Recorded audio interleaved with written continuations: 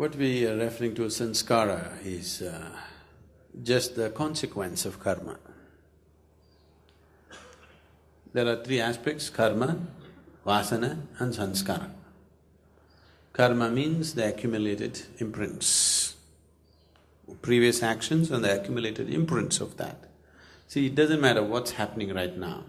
Let us say the whole world is burning, but you don't have a single thought on your mind. You're not even aware of it. Nothing happens. Let's say just one little place in the world is burning, but right now you generate a huge amount of thought and emotion about it. Now there's an impression, isn't it? Now there's an impression. So we are calling it karma because it's a certain type of action. It's a certain type of action that you're performing. Physical, mental or emotional type of action is having its impact. It is being… the residue is left in you, this is karma. So, a huge accumulation of this information will create a certain tendency in you. Certain established forms of tendencies will establish themselves. These tendencies we refer to as vasana. The word vasana literally means smell. So if you are sitting here and smelling like a jasmine, bees will come in search of you. If you're sitting here and smelling some other way, let's say no, why? If you're smelling like a mango, then flies will come. If you're smelling like a mosquito repellent, people will come.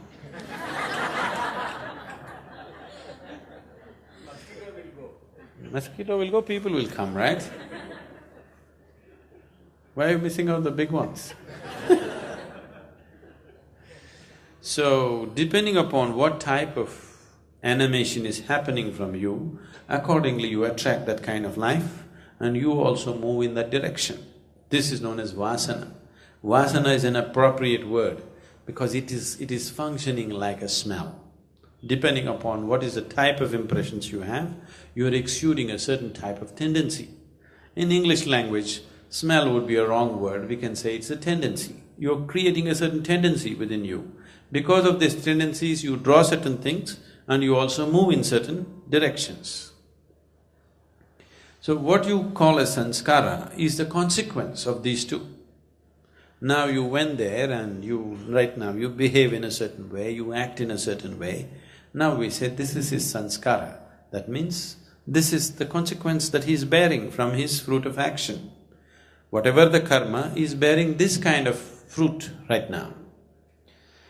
So, instead of complicating this with too much terminology, we will just call it karma. Karma and its consequence. So, whatever your individual karma, there is a collective karma. I think this was made clear the other day. Your karma is essentially deciding how you experience the world. It is not deciding where you are in the world, what you're doing, it decides the experience. You may be born in a palace because of your samskara, but your karma is such you suffer. Because of your samskara, you may be born on the street side, in a slum, but your karma is such that you're a joyful human being. So, whatever the past karma has created a certain samskara which you cannot change 100% instantly. It has a whole… it needs to be worked. See, suppose you are born in a very poor family, tomorrow morning you can't become rich, you have to work it.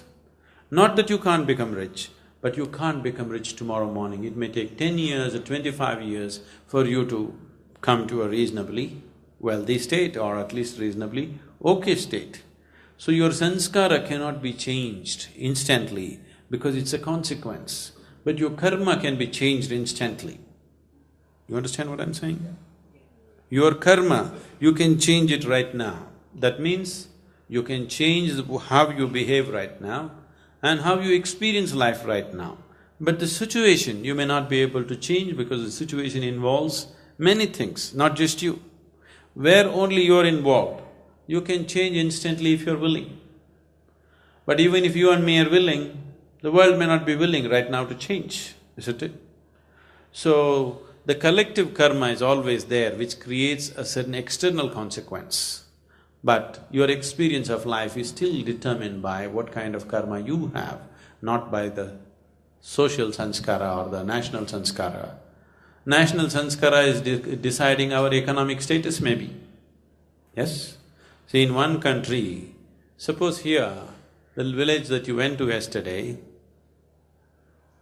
they're all earning 80 rupees, which was less than $2, but now it's $2. They're earning better because the American dollar is dropping. They were earning much less than $2, now they're earning $2. That doesn't mean their income has gone up, the dollar has dropped. Men are earning 80 rupees, women are earning around 45, 50, 60 rupees depending upon their skills. So, he's earning $2 per day. Suppose he earns $10 per day, he's a rich man in his society. His joy is just the same as the kind of joy you will have if you make $1 billion. Nothing less, isn't it? Yes or no? In terms of his experience. Suddenly tomorrow he starts making $10 per day, he feels like a billionaire because he compares himself with other people around him and he's doing really well and he feels great. He has a great self-esteem and he enjoys his life thoroughly. He even buys a local brew of arak in the evening and drinks and rolls around a little bit. He can afford all that all of a sudden. But $10 a day, you wouldn't be happy, isn't it? You wouldn't be happy at all, $10 a day. So, the social sanskara is not deciding the happiness of a person. How he is within himself is all there is. So social realities, whatever they are, 1,000 years ago, all of us lived in a slum and we were okay, isn't it? Slums were great places to live, isn't it so? Yes? Slums were really great places to live because all of us lived in a slum 1,000 years ago. It was just a wonderful place. Only one king had a castle or a palace. All of us lived in a slum and it was just fine. Now because so many of us have this, and some of us don't have that, comparing ourselves to that somebody else, we are causing this whole thing. So the world's karma or the collective karma will decide how the world will be externally. It will not decide the human experience. Human experience is always decided by individual karma.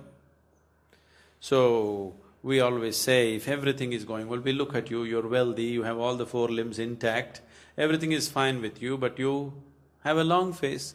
We say, that's his karma. It says everything. On the surface and in the deepest level, it is saying everything.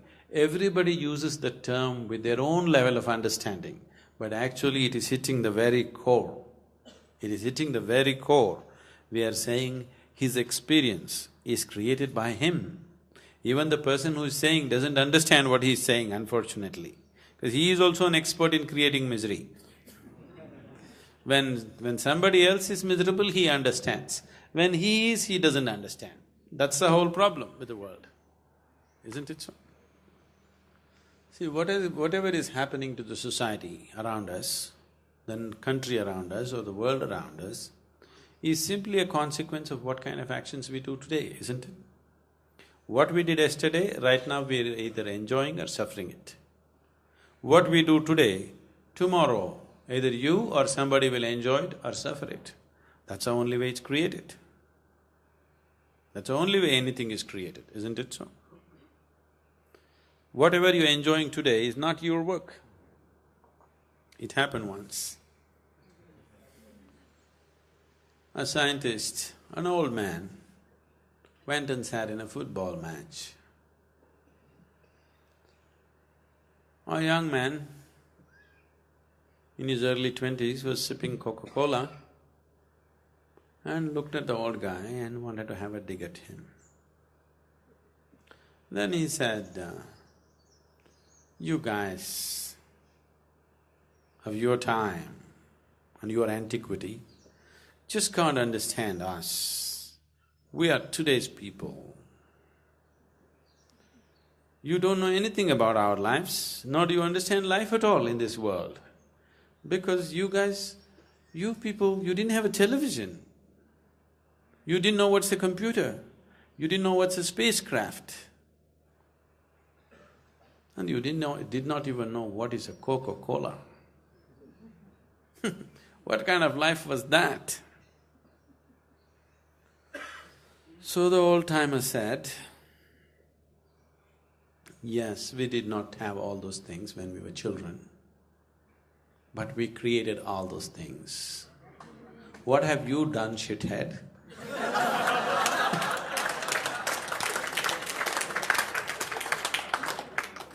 That's the Samskara.